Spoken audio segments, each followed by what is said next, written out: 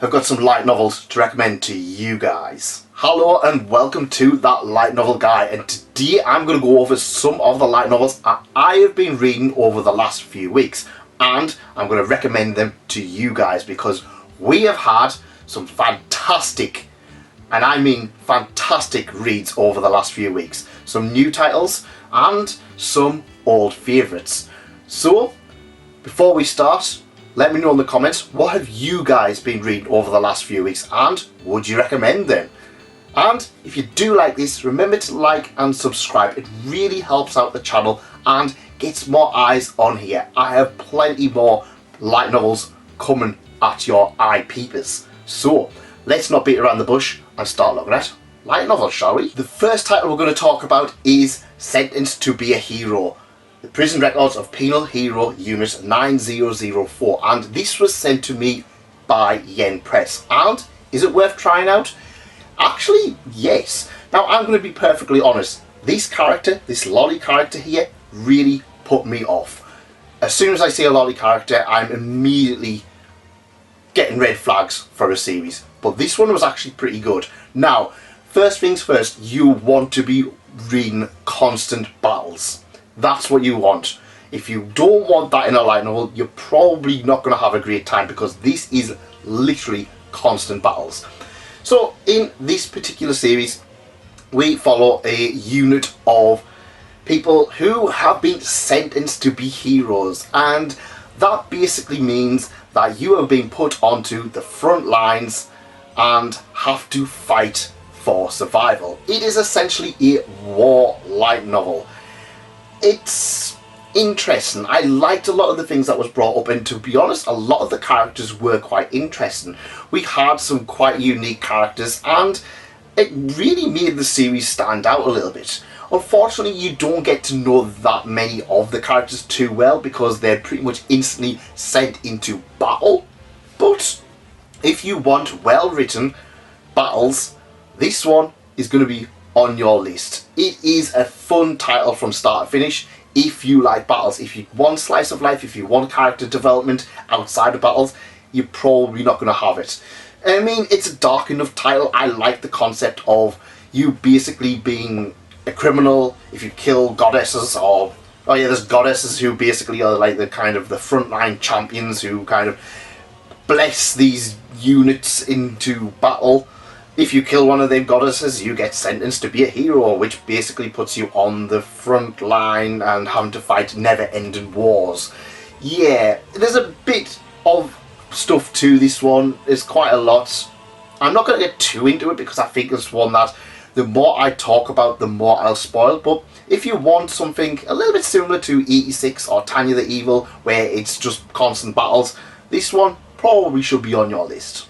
The next one is finishing a title. I always love it when I manage to actually finish light novels, and that title is Monster Girl Doctor. That's right, it finally finished at 10 volumes, and if I'm perfectly honest, I love this series.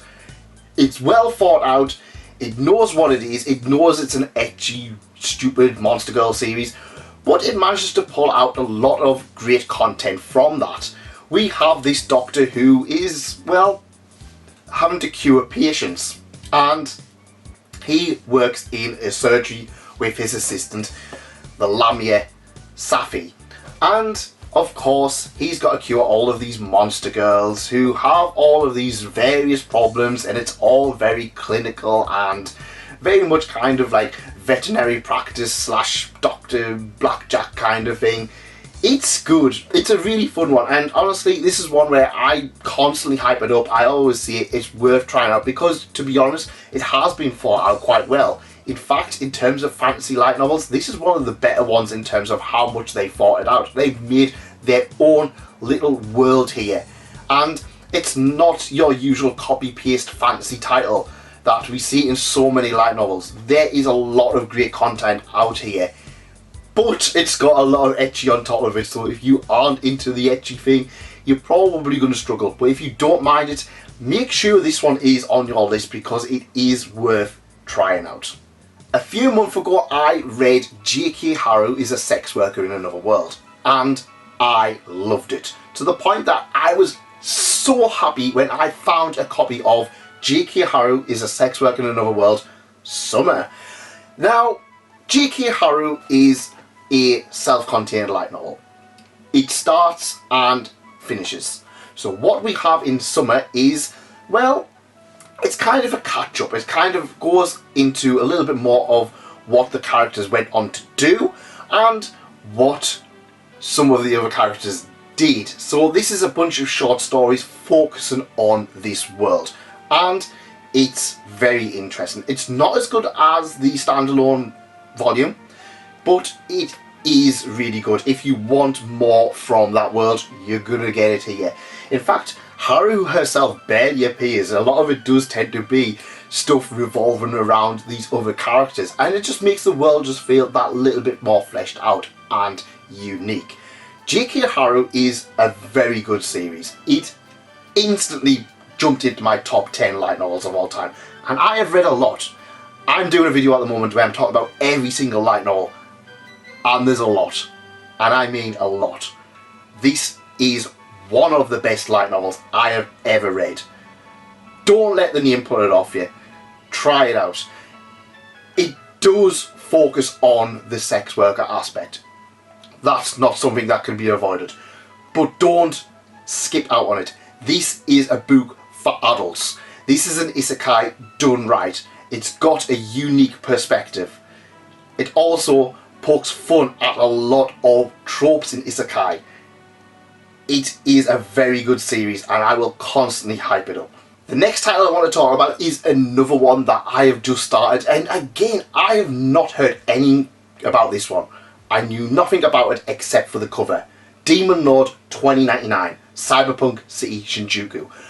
If you like your cyberpunk series, if you want an interesting fantasy isekai, try this one out. I got it for 50% off because nobody had tried it out. And when I did pick it up, and I shown off that I picked it up, a lot of people was like, you cancelled after 3 volumes. You can read this and it is basically a standalone title. You don't have to read anything more if you don't want to. But what you are getting here is a bit of a unique one. So this is about the Demon Lord. After fighting the hero, he eventually ends up being knocked out, kind of sent into eternal rest for so many years, and then comes back into what is essentially cyberpunk world. You know, the future, hover cars, everything Back to the Future promised us, neon flashing lights, and kind of it being a bit of a shithole. Of course, he is pretty much powerless now, although he's kind of not. Everyone's forgot about the Demon Lord. Everyone's forgot about the great war between the Demon Lord and the hero all of them times ago. It's one of those things that it's not even a fable anymore. It's not even a myth. But some of the Demon Lord's underlings are still alive and kicking. And the Demon Lord, he's going to start and put himself back on top. Try this one out.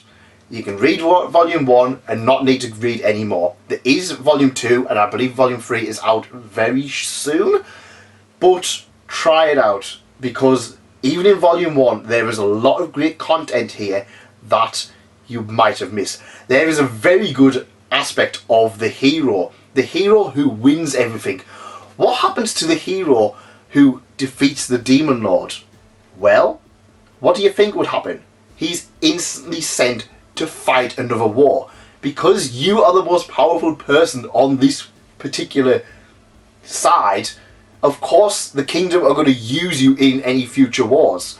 Just because you beat the Demon Lord doesn't mean everything's going to be at eternal peace. I love that. That is something I've never ever seen commented on before. There is a lot of great content in here. Check it out. A few weeks ago I made a video on asking you guys for help. I said I wanted to try a big series, and one of the big series that I mentioned I wanted to try reading again was Spice and Wolf. And after I made that video, instantly I went out and started to read Spice and Wolf again from volume 1. It is still fantastic. It is still one of the best light novel series out there. And I don't hear it enough. I really do not. This one is so good. And I mean, at the end of the day, I can constantly see how good this one is. But I mean, I also am aware, I've read volume 1 that many times now. It's always a good read. Haru and Lawrence are great characters. There's enough economics, there's enough relaxing time, there's enough action in here to make a great series. It is easily one of the best titles, and I don't think people give it enough dues.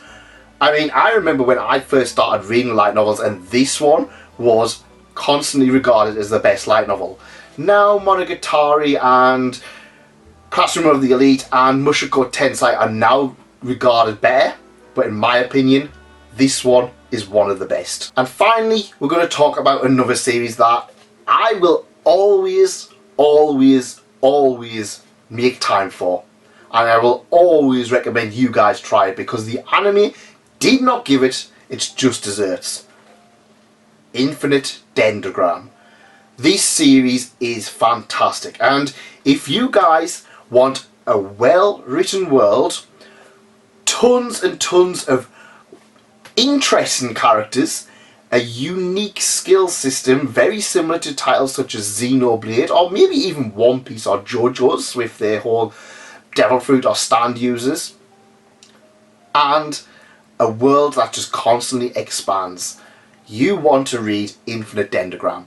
It's kind of like, I'd compare it to stuff like One Piece, Trails in the Sky / Cold Steel / Zero, Ascendance of a Bookworm. It's up there with them. There is so much great content in this series that not enough people give it its dues. The anime did this one really dirty by making it just seem so bland, but it is really good. Believe me, it is one of the best light novels out there if you want a huge world, interesting characters. I mean, some volumes are literally focusing on other characters. That's how committed this author is to making a big world, because the way I see it, if it's a big world and you are focusing on literally 1 or 2 characters and that's it, in a world where we have massive amounts of characters, is your world that big and interesting? This one is. I genuinely do believe that. I genuinely do believe this is one of the ones where it is worth trying for. It's also one that I honestly think is probably never going to end, much like ReZero, but I mean, it's a really good one. Make sure it's on your list of titles to try. But that's just my opinion. What series have you guys been reading over the last few weeks? Let me know. With Christmas coming up, I always do appreciate a few more recommendations. And if you do like light novels, make sure you subscribe to the channel and keep subscribed and ring that bell for any future updates. There's plenty out there. See you in the next chapter.